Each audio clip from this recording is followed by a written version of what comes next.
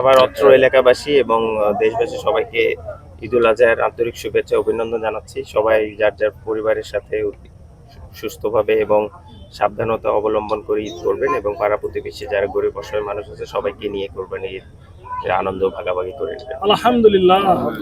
সামনে তো আপনাদের মনে হয় কোনো ট্যুর আছে নিশ্চয়ই, তো বাংলাদেশ টিমের জন্য নিশ্চয়ই শুভকামনা করবেন এবং না, না, তা আপনারা তো কি অবশ্যই। প্রত্যাশা করতেছেন?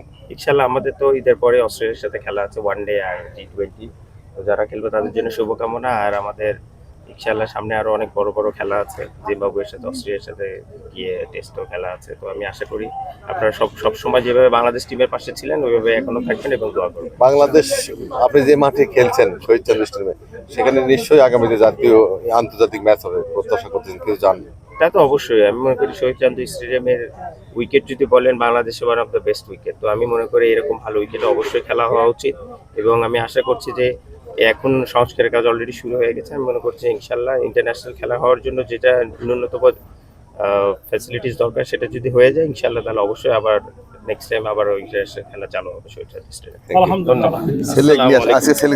ছেলের সঙ্গে ঈদ করতে এমনিতেই খুব আনন্দের, পাওয়াই যায় না, একমাত্র ঈদ ছাড়া তো আমরা পাই না।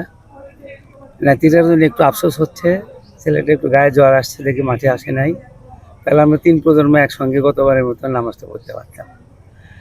আর আগামীতে বাংলাদেশ টিমের জন্য শুভকামনা, বিশেষ করে অস্ট্রেলিয়ার সঙ্গে আমাদের এই প্রথম খেলা, টেস্ট খেলা হবে আগামী কয়েক মাস পর, তার আগে জিম্বাবুয়ের সাথে হবে। আমি আশা করি যে অস্ট্রেলিয়ার সঙ্গে বিগত যেভাবে পাকিস্তান বা অন্যান্য দলের সাথে জিতলাম আমরা অস্ট্রেলিয়ার সঙ্গে জিতবো এই কথা তো বলতে পারি না, কারণ অস্ট্রেলিয়া এখন পৃথিবীর মধ্যে সর্বশ্রেষ্ঠ দল। তবে আমরা ফাইট দিতে পারবো, বলা যায় না, টেস্ট খেলা তো রেজাল্টও হতে পারে।